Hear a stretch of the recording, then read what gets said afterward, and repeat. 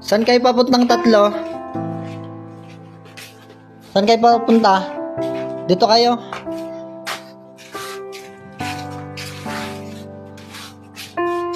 Saan kayo papunta? Anong kailangan? Bakit napunta dito sa bahay? Brother Ruel, kung pwede daw po makahingi ng tulong. Anong tulong naman ang hihingi nyo sa akin? Yung dalawa po daw. Yung dalawa lang. Ikaw? Uniform po. Uniform? Ay, itong dalawa, anong hinging tulong? Uniform din po. Ay, yung isa, si Lara. Paulan po. Bauna ng ano? Kanin. Kanin. Katatapos lang ng isang linggong pagpasok. Wala kayong uniform? Ano sinusuot ninyo? Nangihiram lang po. Nanghihiram lang. Buti may nagpahiram sa inyo. Ikaw, anong sinusuot mo? Isang linggo nang nakalipas. Nangihiram din po. Nanghihiram? Ikaw, meron ka na bang uniform?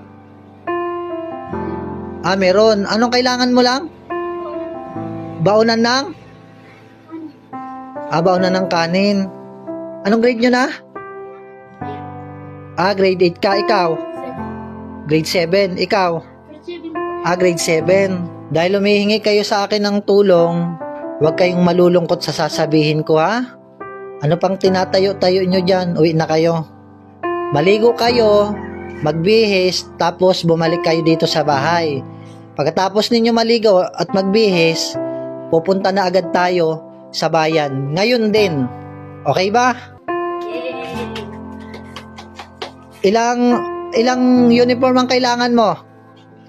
Mga 3. Ikaw? 2. O sige, ganito. Uwi na kayo, ha?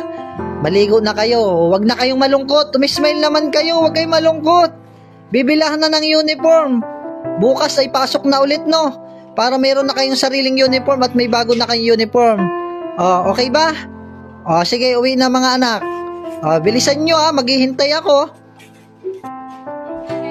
Oo, sige na. Ano, ready na kayo? 3?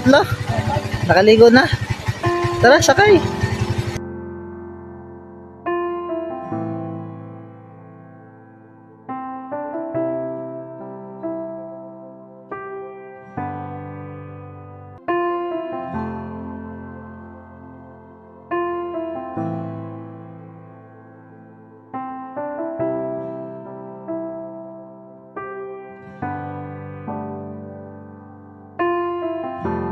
Yung 3, mag-aral kayo ng mabuti, ha? Wala na kayong iisipin. Huwag na kayong malungkot. May uniform na kayo. Papasok na lang ulit kayo, no?